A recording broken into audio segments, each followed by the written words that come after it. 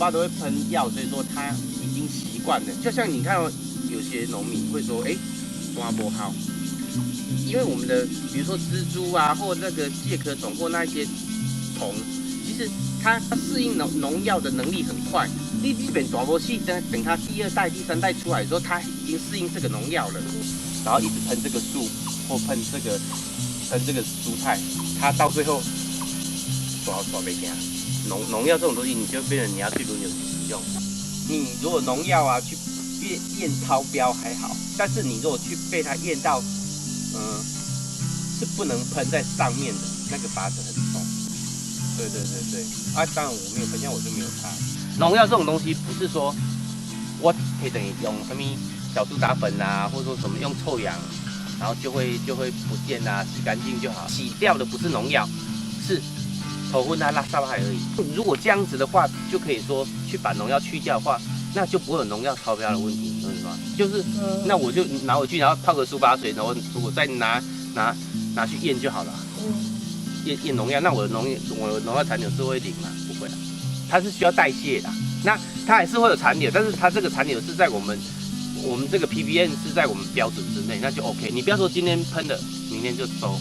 那所以说那个还是人的问题啊，自己本身农民的问题。种任何东西都一样，不管是蔬菜水果，其实就是你的土壤是健康的，健康你种起来的，种什么东西你以后你施肥啊，或不管你有没有喷药，你的药就会喷少一点。就像我说的，深山里面的大树，没有人照顾，没有人施肥，没有人下农药，为什么树它会长得很健康？比如说可能是雷击或什么的那种才会枯枝，不然你其实很少看到。那为什么他们还是活得好好的啊？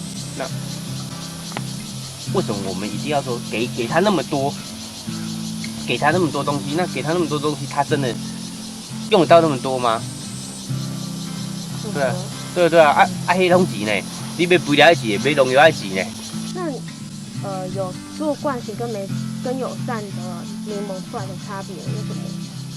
他们是会说，因为不然为什么说友善就是会有虫比较多，会让柠檬比较丑吗？还是怎么样？也是会比较丑，有的还是会比较丑。但是经过我这2、3年，就是因为有一些老师他会，其实就是实验嘛。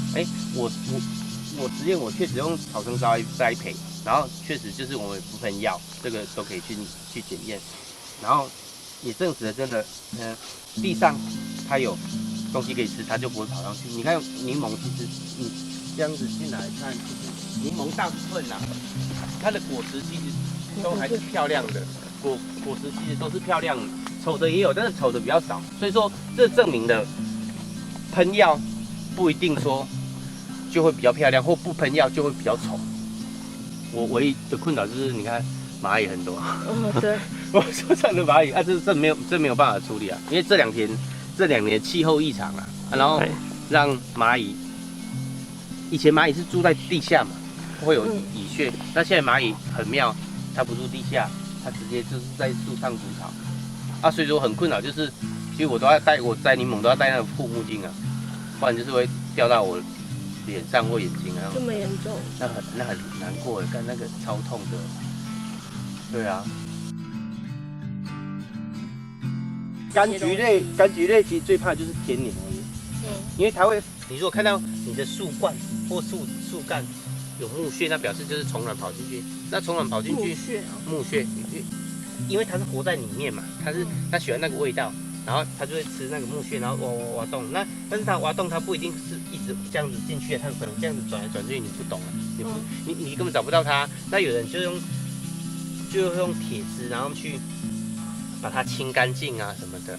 那我会用渔网，就是让他说，至少说你如果来，因为它有点像独角仙一样，它有那个它的脚有一些触角，还是有一些触。那它如果来的时候，它就会掉在这里。那它钻了会让树没有养分吗？还是怎么样？因为它进去之后，它会跑来跑去嘛。但有时候又一棵树可能会有好几只天牛产卵了，不一定是一棵。所以里面到时候就会全部对，你会空啊，你会空掉啊。但还是在于这个树皮不要有问题。其实树，你看有些，比如说老树，其实它是不是里面都被挖空啊？但为什么它还是活得好好的？其实它树皮还有养分。对，它是靠这一个东西。在输送养分跟水分。那最主要你这个电容是要顾好，但是问题是它钻的时候它会乱钻呢，那久而久之，它会在它虫卵会在树里面待1年，然后到现在到这个时候夏季的时候它才会跑出来。那你知道它1年在里面干了多少事情吗？对啊，所以说我们尽量还是不要让它在里面会比较好。你如果好好顾树这种东西，就这样讲，你好好顾几十年、上百年，也是它会长得好好的。对啊，但是它需要很多的一些时间呐，你还是要很用心的去顾它，然后花很多时间，就像顾自己小孩一样。所以说你就是其实虽然没什么事情，但是你还是要常来看，因为有时候预防胜于治疗啦。我觉得不要喷除草剂，这才是一个重点，因为除草剂真的是会伤害土壤，会让你的土壤酸性。那你的土壤酸，你的酸要再把它 pH 调回来，变成稍微碱，很困难，不可能，那是需要几十年甚至几百年才有办法。你转下肥走多是你自己的土地啊，那你土壤酸化之后，你以后要种什么东西，你需要更多的东西。那事实证明，留草是还有好处，这是我们用几年的时间下去证明留草是好的，它会保水、保湿、保肥，这是确定有的。然后它也比较让我们的树根它比较潮湿一点，不会那么的干燥。那对作物其实都是好的，就像白天可能高温那么热，那你如果你的树下是光秃秃的，你的根系就会受伤。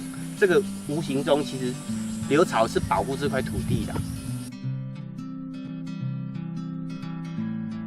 你看，像这种天气，有可能下午又下暴雨，那你又没有办法摘，你就会很麻烦，就变成说你要做事情，有时候你很不好做了，那会变成就是说摘柠檬就是真的就是然后日正当中你要做这些事情，那消费者他不会看到你辛苦那一面的，他只是想要看到说，东西他想要买便宜，但真的不是这样子，真的是没有几个人受得了啦。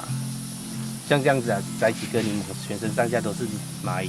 那我1斤柠檬卖你10块，你叫我卖你10块钱，那到我说的你自己来摘，我1斤贴你10块钱，但是你至少要给我摘100斤。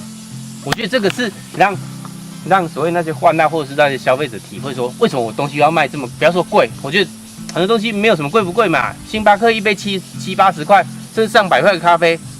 你也是喝得下去啊，还是会有一些，比如说餐饮业者，或者说有一些消费者，他是愿意支持没有喷农药的农作，那他愿意用比较高的价格跟我们购买。那其实我们要找的是这种客人。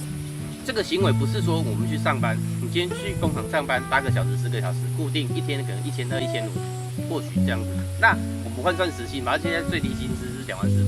那你看，我今天没有来摘柠檬，但是我今天还是要来这边除草或干嘛，也没有钱呐。他不是说我每天来工作都会有钱呐，所以说你照顾农作物是每天都要做，但是不一定每天都有钱。